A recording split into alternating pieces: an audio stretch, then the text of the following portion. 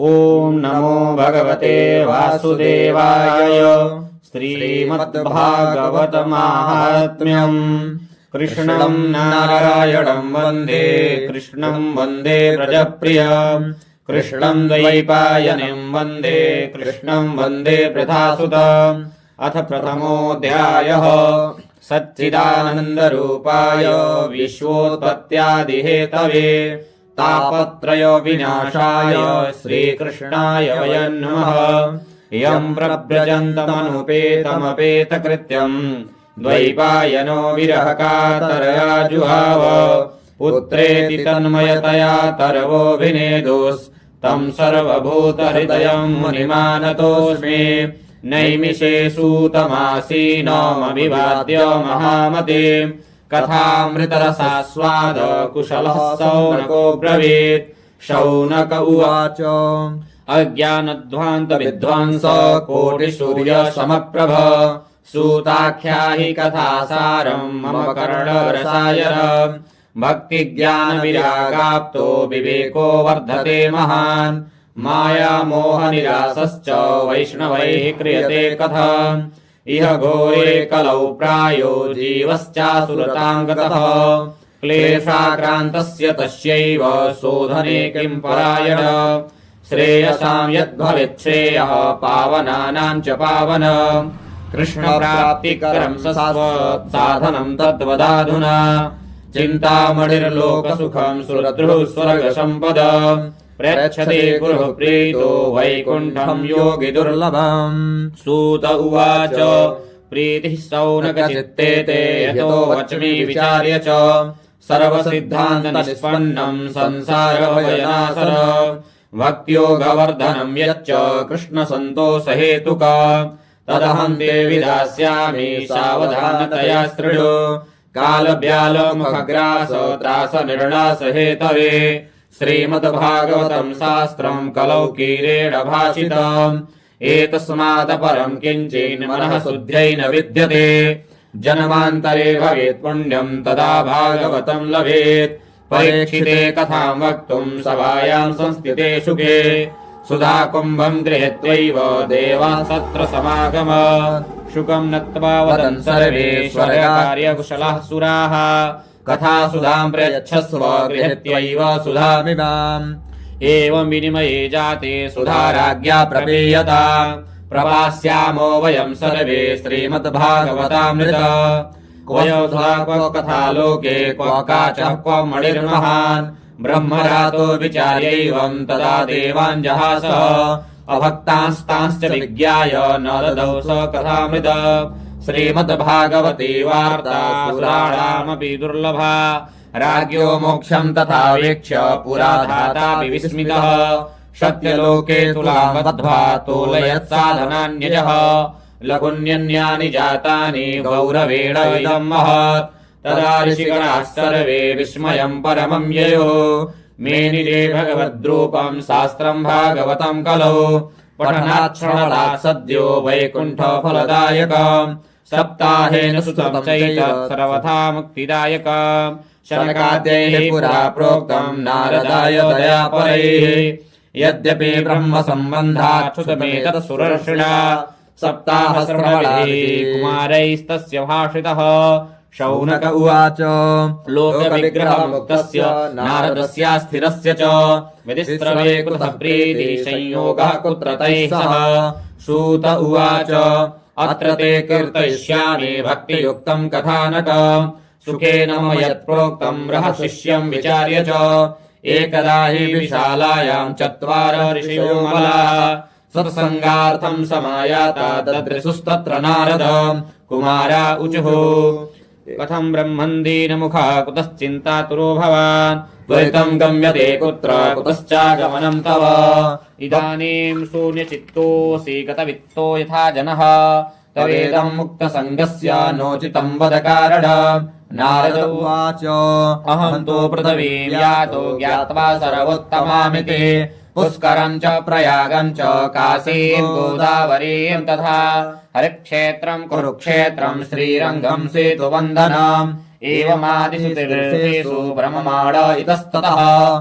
नापश्यम् कुत्रचिच्चरम मनस्तन्तोषकारकम् कलिना धर्ममित्रेण धरेयम् बाधिताधुना सत्यम् नास्ति तपः शौचम् दयादानम् न विद्यते उदरम् वरुणो जीवा वराकाः कूटभाषिणः मन्दाः सुमन्दमतयो मन्दभाग्याय पद्धृताः पाखण्डनिरताः सन्तो विरक्ताः परिग्रहाः तरुणी प्रभुता गेहे स्यालको बुद्धिदायकः कन्या विक्रयणो लोभात् दम्पतीनाम् च कल्कराम् आश्रमाय वनैरुद्धास्तीर्थानि सरितस्तथा देवतायतनान्यत्र दुष्टैर्नष्टानि भूरिशः न योगी चैव सिद्धो वा न ज्ञानी सत्क्रियो नरः कलितावानलीनाद्य साधनम् भस्मताङ्गतम् अट्टशूला जनपदा शिवशूला द्विजातयः कामिन्यः केशशूलिन्यः सम्भवन्ति कलाविह एवम् पश्यन् कलयदोषान् पर्यटन् नवमीमः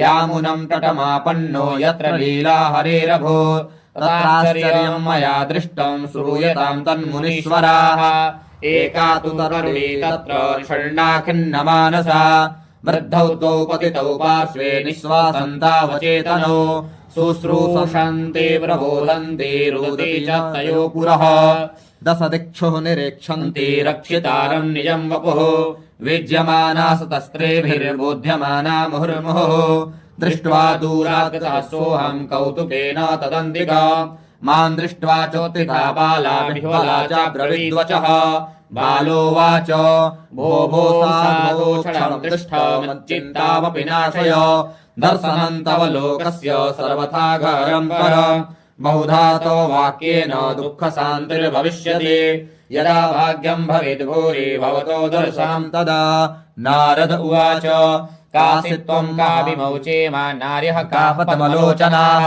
वदद्देवी सविस्तारम् स्वस्य दुःखस्य कारणम् बालोवाच अहम् भक्तिर्विख्याता इमो मे तनयो मतौ ज्ञानवैराग्यनामानौ कालयोगेन जर्जरौ गङ्गाद्याः सरितास्येमा सत्सेवार्थम् समागताः तथापि न च मे श्रेय सेवितायाः सुरैरपि इदानीम् शृणुमुद्वार्ताम् सच्चित्त्वम् तपोधनः वार्ता मे विरताप्यस्ति ताम् श्रुत्वा सुखमावह उत्पन्ना द्रविडे साहम् वृद्धिम् कर्णाटके गता क्वचित् महाराष्ट्रे गुर्जरे जीर्णताम् गता तत्र घोलकलिर्योगात् पाखण्डैः खण्डिताङ्गगा दुर्बलाहम् चिरम् याता पुत्राभ्याम् स मन्ददा वृन्दावनम् पुनः प्राप्य नवीनेव स्वरूपिणी जाताहम् युवती सम्यक् पृष्ठरूपा तु साम्प्रतम् इमौ तु सहिता वस्त्रतुतो मे क्लिश्यतः श्रमात् इदम् स्थानम् परित्यज्य विदेशम् गम्यते मया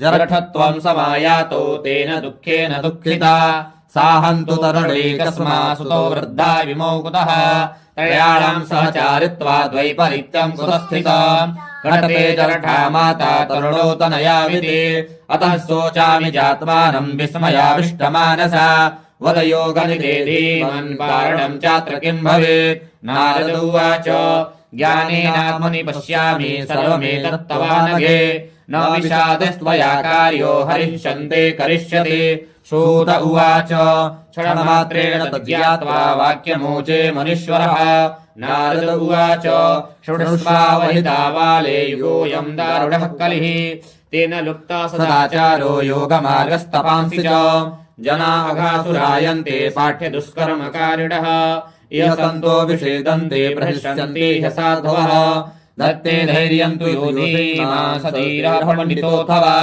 अस्पृश्यानवलोक्येयम् शेषभारकरीधरा वर्षे वर्षे क्रमाज्जाता मङ्गलम् नापि दृश्यते न त्वामपि सुतैः साकम् कोऽपि पश्येति साम्प्रतम् उपेक्षितानुरागान्धैर्जर्जरत्वेन संस्थिता वृन्दावनस्य संयोगात् पुनस्त्वम् तरुणीनव धनम् दन्तावनम् तेन भक्तिर्नित्यति यत्र च अत्रेणो ग्राहका भावान्न जरामपि मुञ्चतः किञ्चिदात्मसुखेनेह सुप्तिर्मन्यते नयोः भक्तिरुवाच कथम् परीक्षिता राज्ञा स्थापितो ह्यः शुचिः कलिः प्रवृत्ते तु कलौ सर्वसारम् कुत्र यतो महान् करुणापरेण हरिणाप्यधर्मः कथमेक्ष्यते इमम् मे संशयम् छिन्दे त्वद्वाचा सुखितास्म्यहम् नारद उवाच यदि पृष्टस्त्वया बाले प्रेमतः श्रवणम् कुरु सर्वम् वक्ष्यामि ते भद्रे कस्मलम् ते गमिष्यति यदा मुकुन्दो भगवान् क्षमाम् त्यक्त्वा स्वपदम् गतः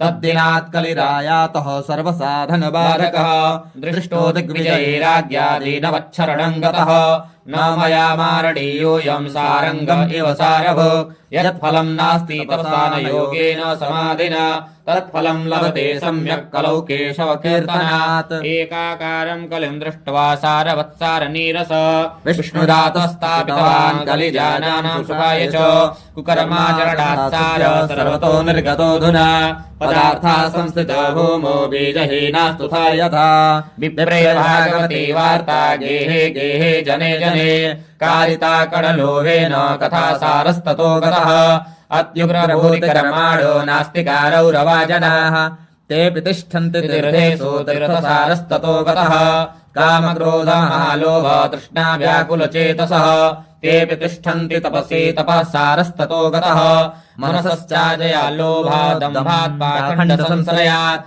शास्त्रानभ्यासनाच्चैव ध्यानयोगफलम् गतः पण्डितास्तु कलत्रेण रमन्ते महिषा इव पुत्रस्योपादने दक्षा अदक्षा मुक्तिसाधने न हि वैष्णवता कुत्र सम्प्रदाय पुरःसरा एवं प्रलयताम् प्राप्तो वस्तु सारस्थले स्थले अयम् च योगधर्मे हि वर्तते कस्य दूषण अतस्तु पुण्डरीकाक्ष सहते निकटे स्थितः श्रुत उवाच इति तद्वचनम् श्रुत्वा विस्मयम् परमम् गता भक्तिरुचेव चोभूय श्रूयताम् तच्च शौनक भक्तिः उवाच सुरर्षि त्वम् हि धन्योऽसि मद्भाग्येन समागतः साधूनाम् दर्शनम् लोके सर्वसिद्धिकरम् परम् जयति जगति माया यस्य कायाधवस्ते वचनमेकम् केवलम् चाकलय्य ध्रुवपदमपि यातो यत्कृपातो ध्रुयोऽयम् शकलकुशलपात्रम् ब्रह्मपुत्रम् नतास्मि।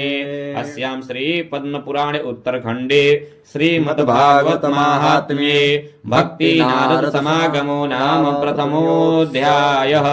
कृष्णार्पणमस्तु। कृष्णाय इति समर्पयामि। जय जय सीताराम, जय जय राधे श्याम।